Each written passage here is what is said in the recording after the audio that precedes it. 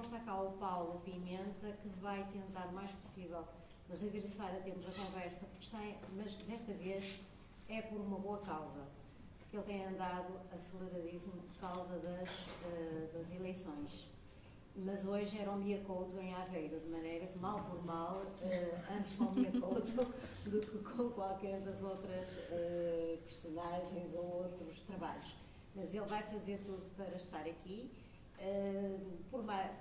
não só porque tem aqui o seu trabalho exposto, mas porque quando, a exemplo dos anos anteriores, nós consideramos a possibilidade de participar nos encontros de imagem 2015, que tem a sua sede em Braga, falamos com o Paulo e pedimos ao Paulo se, em torno do tema ilusão e poder, se ele apresentava uma proposta que conversaria connosco. E, portanto, estes 4 fotógrafos, que por acaso, não é por acaso, eles têm um trabalho conjunto, eles têm um percurso que tem tudo a ver com o tema dos encontros de imagem, portanto, poder e ilusão. Temos aqui, portanto, esta exposição termina no dia 31 deste mês. Portanto, aqui as obras do Paulo Pimenta, do António Pedrosa, lá ao fundo é o filme do Hospedaria, do Pedro Neves, as fotografias da Lara Jacinta e aqui atrás as da Inês de Oreiro. Muitas das pessoas que aqui estão já viram a exposição. Há muitas pessoas que costumam acompanhar-nos nestas conversas e que apreciaram já muito este trabalho. Mas hoje, na Bienal da Maia, há uma série de iniciativas que envolvem não só os artistas do Mira, mas também mobilizam o público do Mira. E, portanto, também é bom esta conversa, porque essas pessoas depois podem usufruir dela, não em direto, mas em diferido. Sendo que qualquer um de nós pode colocar uma questão, sendo que no Facebook nós temos já falta só do Paulo, não é, Patrícia? O vídeo no Face falta do Paulo Pimenta e do Pedrosa. Portanto, fizemos o exemplo do que fazemos com todos os artistas, que é gravar um testemunho ao vivo para que pessoas que não são do Porto, que não podem vir à exposição, através das fotografias e desses vídeos, possam usufruir desse trabalho.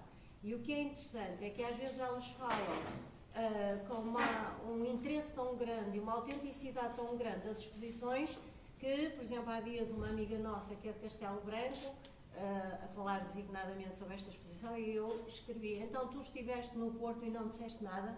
E ela disse: não estive no Porto, mas vi no Facebook. E, portanto, esta partilha também nos parece importante. Portanto, esta conversa alarga-se muito para além do público que aqui está. Eu não daria nenhuma ordem especial a uma pré-apresentação do vosso trabalho.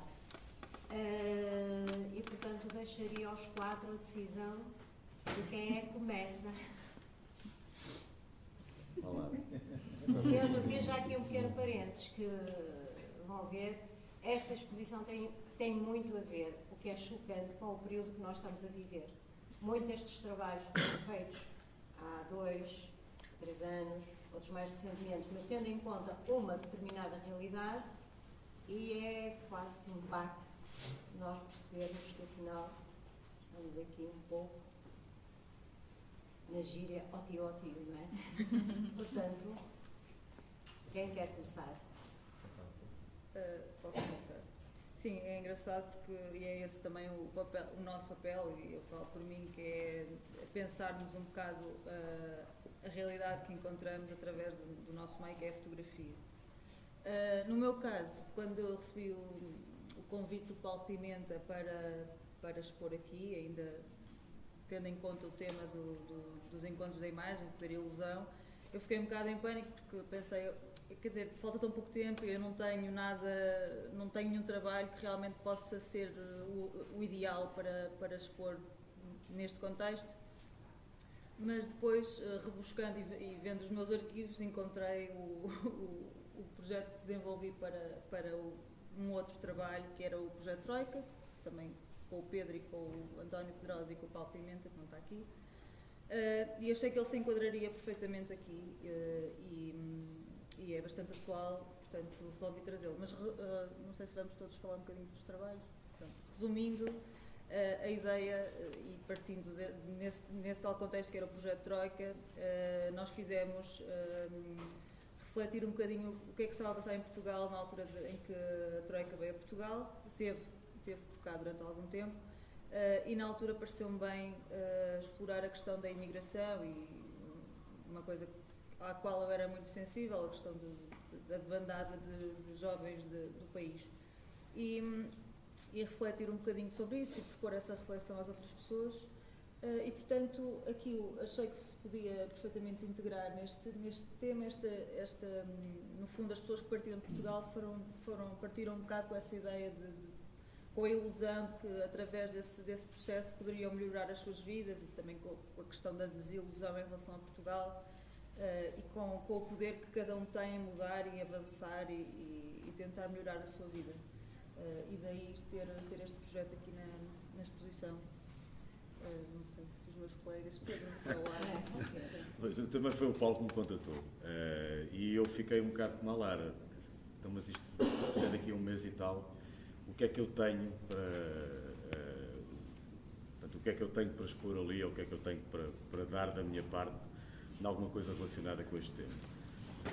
E depois, na verdade, eu acho que esta temática atravessa o meu trabalho todo, não só este que aqui está, que é a hospedaria, que já vos falo um bocado dele, mas como os outros também, não é? Que tem tudo a ver com até com esta própria ilusão do poder da imagem, não é? Onde é que ele está, afinal de contas? Como é que nós conseguimos usar uma imagem que possa intervir diretamente em alguma coisa, não é? Porque, na verdade, quem muda alguma coisa são os políticos, não é? Não é a política, não são as imagens. As imagens podem transmitir determinadas visões e olhares que façam com que haja algum tipo de mentalidades ou de mentes que se sensibilizem quando estão a olhar para elas. Neste caso, este trabalho que aqui está, chamado Hospedaria, foi todo filmado, portanto é um trabalho do ano passado, é um filme que ainda está a correr um bocado o circuito dos festivais, ainda nesta semana e na outra, foi selecionado para um festival em Sarajevo, na Polónia e outro. Pois, eu já nem me estou a lembrar agora onde é que é. Em Espanha, exatamente. E ele foi todo filmado numa hospedaria aqui, uma hospedaria que tinha sido abandonada, que eu fui filmar, quer dizer, sem saber ainda o que é que iria fazer com aquelas imagens, e que depois de todas montadas, dos quartos todos, tinha sido um sítio abandonado onde tinham ficado os objetos. Aliás, e se virem o filme, quem já ouviu já viu isso, quem não viu, convido a ver. Tinha ficado tudo para trás e, basicamente, tentei-lhe dar outra vez vida e levar outra vez a que aquilo ficasse de novo habitado pelas pessoas que já não ali existiam. Isso foi feito com sons, foi basicamente preencher de paisagens sonoras as habitações, os quartos, as salas, as divisões, as escadarias daquela hospedaria, mais ou menos do modo como eu imaginei que a vida se passasse ali. E imaginei com base em coisas que encontrei lá, não é? Não só dos objetos, como o diário de uma criança que falava da violência do local, como uns autos de polícia que davam conta que eu encontrei por lá, machucados dentro de uma gaveta de entrada de mulheres nos hospitais por agressão. E, portanto, foi um bocado tentar reviver ou dar-lhe novamente uma vida muito difícil, passada num espaço pago. Nunca percebi muito bem como é que ele era pago. Imagino até que a Segurança Social comparticipasse com isso, porque isso acontece em muitas pensões aqui nesta cidade, nomeadamente aqui nesta zona de Campanhã. e onde vive gente em perfeitas condições, quer dizer, em péssimas condições de salubridade, de higiene e de vida, não é? Isto, embora fosse um espaço localizado, só há um plano que dá a entender onde é que aquilo fica, e o dá a entender é dentro de uma cidade, neste caso é esta cidade, mas nunca no sítio exato onde aquilo fica, que eu acho que isso não era uma coisa importante. O importante era que se percebesse que isto, quer dizer, é ali, mas podia ser noutro sítio qualquer. Neste caso aqui no Porto, mas que também não é o único sítio onde essas coisas se passam. E é um filme um bocado diferente também por causa disso. Não tem voz, não tem diálogos, não tem... Ele tem sons, tem personagens, tem atores. Ele foi feito com atores. Ele teve direção de atores, embora vocês não vejam nenhum. Não há ali um único personagem. Mas eles estavam lá e faziam as coisas como se fossem dois personagens, porque eram. Só que em vez de serem filmados, eram gravados. E eles até foram gravados num sistema um bocado... Foi tudo gravado até com 4 microfones. Que permitia precisamente a imersão no próprio espaço, que nós pudéssemos estar a olhar para um quarto e ouvir o choro de um bebé que ali estaria e de alguém que passa na porta ao lado e de uma discussão na outra. Então foi todo gravado assim, isso também também é uma coisa curiosa, que normalmente as coisas não se fazem assim, fazem-se em estúdio, e estas gravações fazem-se em estúdio, mas decidimos que o sítio onde tudo iria ser gravado era exatamente dentro da hospedaria, e cada som que vocês ouvem ali foi gravado dentro daquela mesma divisão e não noutra qualquer. Portanto, a ideia era conferir algum realismo àquilo e que não parecesse uma coisa completamente artificial, vinda de um som muito límpido, de um microfone de estúdio, etc. Não era aquilo, e os sons que estão lá dentro são aqueles. É assim que aquilo soa, e é assim que aquilo ressoa e ecoa e tudo isso.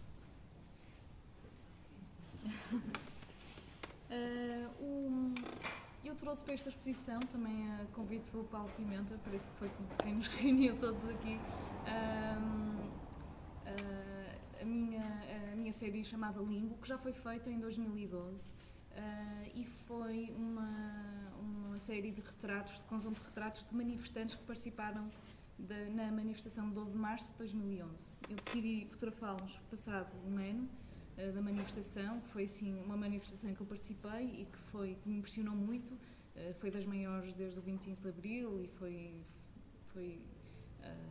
pronto, fiquei muito, muito impressionada e resolvi, no fundo, questionar os manifestantes e perceber o que é que se tinha passado um ano. E quando eu decidi fazer este projeto, eu contactei-os da mesma forma que a manifestação começou, que foi pelo Facebook, pelas redes sociais, que foi um conjunto de amigos que se reuniu e no fundo conseguiu juntar não é, muitas pessoas. E eu, no fundo, fotografei quem me respondeu e quem se deixou fotografar. E pronto, e estive a fotografar também em várias cidades. E quando decidi fazer este projeto, havia um stencil espalhado pela cidade, que agora acho que já não se vê, que dizia: continuamos à espera que o nevoeiro passe. E para mim serviu mesmo, era um mote, resolvia toda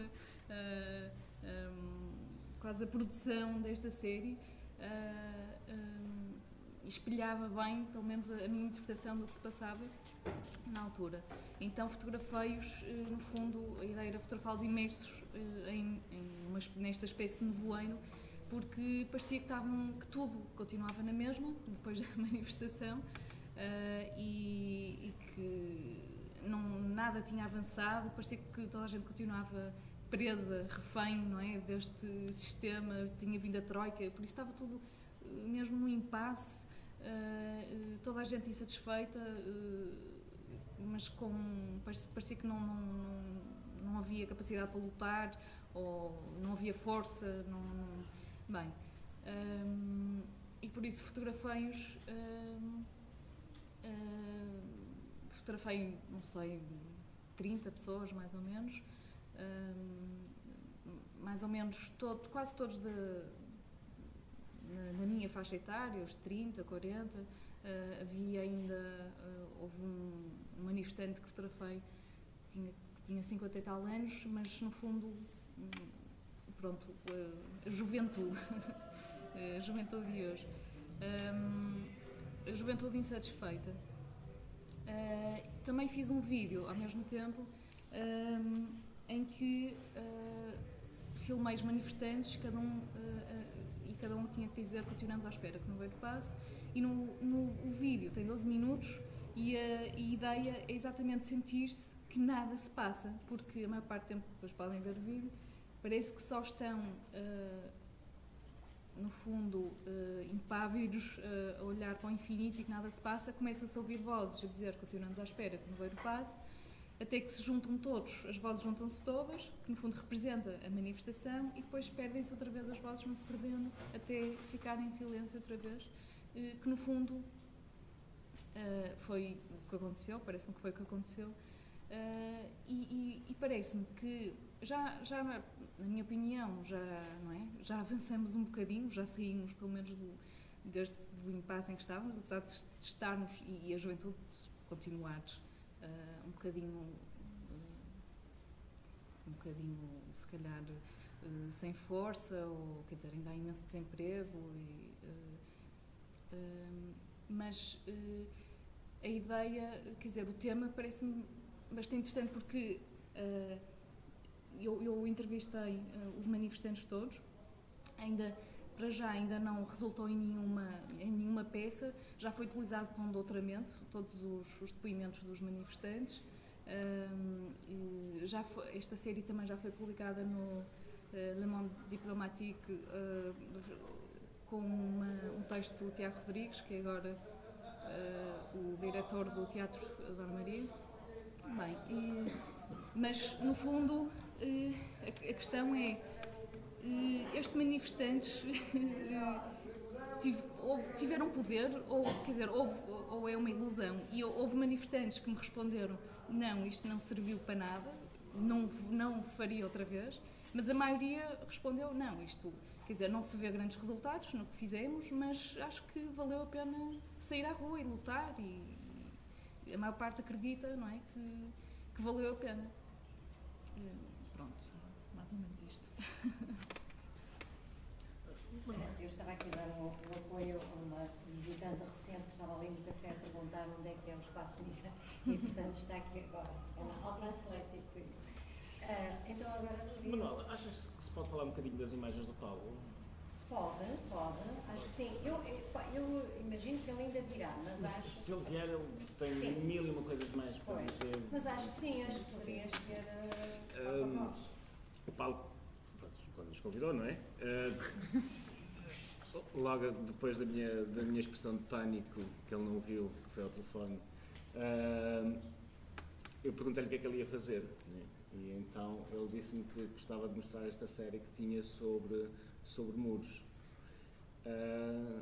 E eu só conheci uma ou duas imagens, fiquei absolutamente entusiasmado, porque achei que, apesar desta série sobre muros estar a ser feita em Portugal, e estes muros não são os muros que nós estamos a ver a crescer pela Europa fora e pelos Estados Unidos, eu achei que ele tinha uma capacidade simbólica super grande sobre uma realidade europeia e mesmo mundial, não é? Se pensarmos as grandes muralhas que estão a ser construídas entre os Estados Unidos e o México, que estão a ser construídas no leste da Europa, então achei fenomenal e que achava que se encaixava no tema de uma forma absolutamente como uma luva.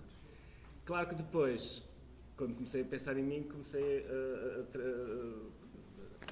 não saber muito bem o que é que achava que encaixaria aqui. Eu também pensei no projeto Troika, mas o meu tema no projeto Troika era sobre a geração nem que nem trabalha nem estuda, isto é, que acaba os estudos e de repente passa por diversos estágios ou não e acaba sem trabalho. Mas achei que o meu trabalho do Troika, que funcionava dentro do livro, porque havia uma série de outros trabalhos que faziam um encaixe. Aqui poderia não funcionar tão bem. E então decidi optar por esta minha série, que eu acho que a relação com o poder, a ilusão e com a temática é um bocadinho... eu acho que de facto se encaixa, mas acho que este meu trabalho é sobre a Ilha do Corvo. E partiu de uma coisa que é sobre a evolução demográfica do Corvo nos últimos 30 anos.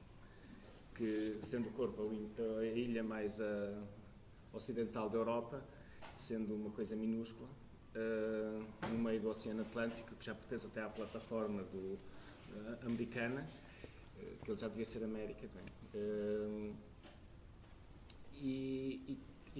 Tinha cerca de 700 pessoas no princípio do século XX. Em 1982, num censo, tinha cerca de, acho que 320, 340, e agora tem cerca de 430. E foi isso que me levou a ir lá, não tentar descobrir, porque eu nunca tenho esse interesse, mas pelo menos procurar uma razão simbólica, pessoal, sobre como e porquê as pessoas se mudam para o Corvo. E aquilo que eu gostei, e portanto, o meu trabalho assenta, acho que ali numa base um bocadinho estética, que é as duas coisas que se encontram no Corvo, que é o mar e que é os pastos, porque não há mais nada. Exceto as pessoas que lá estão, não há de facto, há cagarras também. Então foi nesse sentido que eu tentei fotografar as pessoas, fotografar se calhar. Eu não posso dizer que tenha fotografado dia a dia, porque de facto, apesar de eu poder tê-lo fotografado, eu acho que todos os meus retratos, todos os meus momentos que estão ali são um bocado. As pessoas estão um bocado desligadas até do próprio espaço onde estão. Aquilo que eu tentei comunicar era sobre a opção individual das pessoas irem para o Corvo ou não saírem do Corvo depois de estudarem, como acontece em qualquer sítio, em Trás-os-Montes, nas beiras, que as pessoas todas saem e vêm para as cidades. E que essa opção não é uma opção por uma vida diferente, ela é diferente por natureza do próprio espaço. Mas as pessoas que estão no Corvo e que vivem no Corvo trabalham como nós e têm as profissões normais como nós, fisioterapeutas, professores, varredoras, o que seja, vereadores também. E foi um bocadinho com base nesta ideia que eu produzi aquele trabalho. Eu acho que a mim, quando especialmente nós tivemos a fazer a gravação das entrevistas com os fotógrafos, foi o sentimento de que quase nada tinha mudado. Quer dizer, muita coisa mudou. Portanto, se vocês continuam com esse sentimento que o vosso trabalho é para continuar. Ou se, e é também cada um, se este ciclo terminou, se estão a pensar fazer outras coisas, eventualmente até para sobreviverem psicologicamente, ou então se estão a disparar, no melhor sentido da palavra, para outras realidades do mundo, ou a desenvolver mais esta temática que tem uma dimensão também de intervenção social clara. Isto nunca acaba. Eu acho sinceramente que isto nunca acaba. Aliás, eu sempre que acho que vou partir para outra e para uma coisa que não me mande sempre tão para baixo, porque acabo sempre por me afiar em trabalhos muito escuros, depois aparece qualquer outra coisa que me faz voltar a pegar em temáticas mais ou menos deste género. Já fiz muitos trabalhos com o Xalana, com o José António Pinto, que é assistente social aqui na da Junta de Freguesia de Campanhã, que muitos deverão conhecer, e que é aquele e-mail clássico que eu costumo receber dele, cujo título é Pedro, a luta chama-te. E depois isto é aquela história, não é? E a luta chama muitas vezes. E o que é que se diz à luta, não é? Vai-se porque é importante que se vá. Porque isto é aquilo que dizia há bocado, não é? A imagem por si só não tem a imagem por si só não muda, não é? Mas tem esse poder pelo menos de agitar e de mexer e de fazer sentir e de algum modo intervir de alguma maneira em determinadas realidades. E é quase muitas vezes sinto-a mesmo como um grito, como uma contribuição pessoal e cívica de algo que eu preciso dizer. E daí quando perguntas isso eu digo que sim, eu estou sempre disposto a fazer mais, e já tenho mais não sei quantas ideias para fazer mais, e algumas até em conjunto com outras pessoas que aqui estão. Mas porque isto no fundo não termina, não é? Porque não há mesmo isto que dizias, Inês, não é? Se vale a pena ou não vale a pena. Eu acho que vale sempre a pena, não é? O que não vale a pena é ficar em casa, o que não vale a pena é ficarmos sentados a olhar porque não valeu a pena. Quer dizer, quando se pensa assim, a sociedade não muda, as coisas não evoluem, as coisas não avançam. E se as coisas foram avançando, foi sempre porque houve gente que achava que valia a pena e que não valia a pena só esperar que me veio passar, não é? Que tinha que superar para ele passar também. E o mundo mudou sempre assim. E mesmo não só o mundo, como as coisas em pequena escala, não é?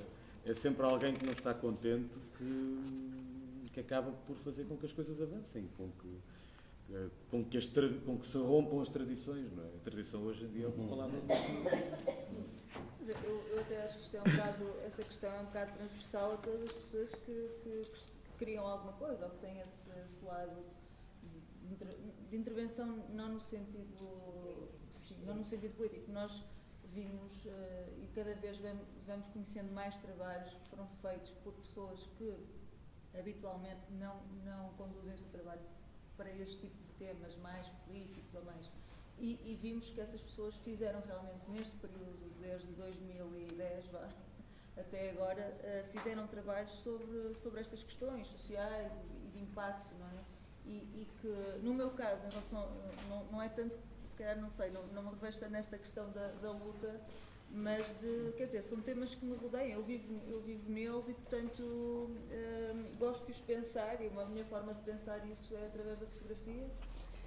E claro que eu não acho que muda alguma coisa, mas nós, quando produzimos um trabalho, temos sempre a esperança de vir a contaminar as outras pessoas com aquilo que fazemos, de alguma forma, não é? Portanto, acho que é sempre um estímulo. E às vezes mudam mesmo, desculpa. Às vezes mudam mesmo. Já fiz coisas e fiz filmes, nomeadamente um filme chamado Os Esquecidos, que fiz questão de entregar na Assembleia Municipal da Câmara do Porto a cada membro partidário, que fiz questão de, com o Chalana, levarmos à Assembleia da República e dar um filme a cada um dos líderes parlamentares, e efetivamente a vida daquelas pessoas concretamente mudou. Isso acontece. De todas elas. Sim, também aconteceu no trabalho do Pronto, portanto, isto, ou seja, não é só um achar, as coisas podem mesmo acontecer. Sim. Eu acho que isso é muito bom. Sim, mas há aqui dois pontos. Sim, eu acho que nós falarmos das coisas, elas de facto, se elas têm divulgação suficiente, ou se nós fazemos por ter essa divulgação, elas de facto têm impacto. Por acaso também tenho um exemplo deste. O único grande problema é que nós estamos esvaziados de canais para mostrar essas coisas. Eu acho que sobre a questão dos grandes temas, eu acho que os grandes temas voltaram.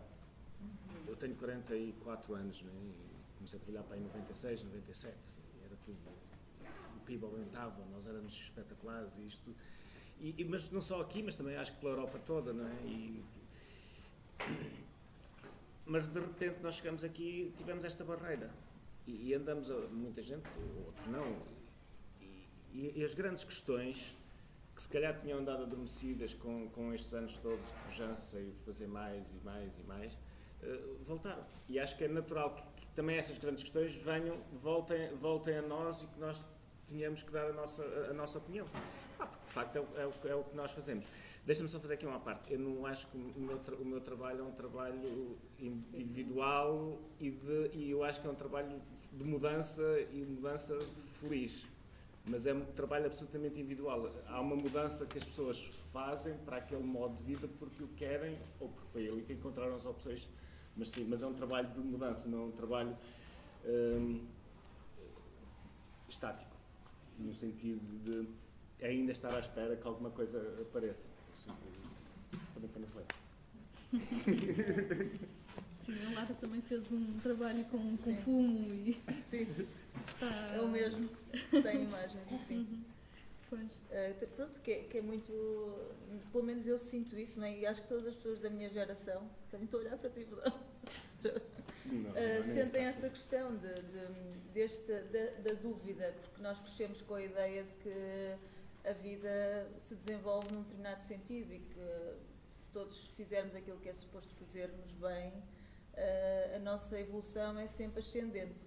E fomos confrontados com uma ideia que isso era fraudulento, não é? Porque podemos ser uns cidadãos exemplares e sermos ótimos naquilo que fazemos e termos um comportamento absolutamente irrepreensível, mas apesar disso podemos não conseguir ter acesso a coisas básicas na nossa vida, como um trabalho, dignidade, etc.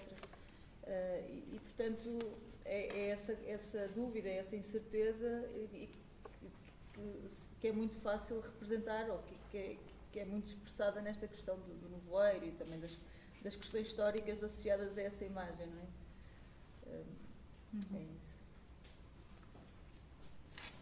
Deixa só, nós no projeto Troika tivemos uma investigadora alemã que veio cá entrevistar-nos e ela estava a fazer um trabalho sobre os efeitos da crise na criação literária e na criação artística. Era uma tese de doutoramento, não era? Sim. Não é, ela estava a fazer uma investigação para uma apresentação numa conferência europeia e ela estava a explorar essa questão da produção artística. Pronto, aquelas conversas que se vai tendo, o que ela disse é que em Portugal se via assim na fotografia assim, uma abordagem temática da crise. Em Espanha não, em Espanha via-se em tudo, via-se na literatura, via-se na fotografia, via-se na arte e cá estava um bocadinho mais centrado nos artistas visuais. Estou a dar a opinião dela. Eventualmente, para finalizar, até porque nós agora vamos reformular o espaço para depois vermos o concerto, mas os quadros estarão aqui e acho que até seria interessante poderem trocar impressões com as pessoas, não é? Desde mesmo solicitados. Por outro lado, também dizer que às vezes há ligações extraordinárias e inesperadas. Aqui há uns meses atrás, numa intervenção precisamente neste espaço com uma operadora, Rita Breda, que é arquiteta, desenvolveu aqui um trabalho com um grupo de arquitetos, os Like Architects, do qual faz parte, por exemplo, o Diogo Aguiar. Eu digo este nome porque é uma pessoa que eu conheço, em que ele era aluno da Escola Filipa de Viana, e foi uma intervenção muito forte em que vimos o trabalho do Pedro. Sim. Portanto, eles fizeram com o dinheiro que tinham, tentaram diminuir o máximo os custos e eles tinham bem 250 euros, gastaram 50 euros e com os 200 euros deu para pagar 2 meses de um quarto de uma pessoa daqui de Campanhã e que vivia numa hospedaria deste género e corria o risco de vir para a rua. Vimos o filme do Pedro e, entretanto, vieram aqui alguns utentes de hospedarias de Campanhã e, em primeira voz, relataram, portanto, com Chalana também, o António Pinto, um interventor social muito, muito forte aqui na zona, na cidade, e que, inclusive, efetivamente recusou o prémio do 10 de junho, não é? De uma forma inesperada para quem lá estava. E foi muito interessante, primeiro, ouvir esses utentes, portanto, isso acontecer num espaço, uma galeria, no contexto de um trabalho artístico, e depois ter surgido, por parte até desses próprios intervenientes, a ideia de se fazer uma associação de utentes das hospedarias. Eu não sei se a associação irá para a frente, Sim.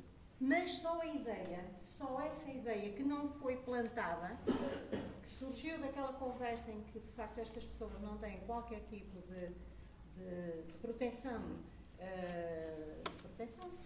relativamente aos seus direitos, nós consideramos extremamente importante este trabalho. Portanto, quando os trabalhos artísticos nascem da realidade, refletem a realidade, e depois, quando são devolvidos, muitos dos seus utentes encontram ali uma força.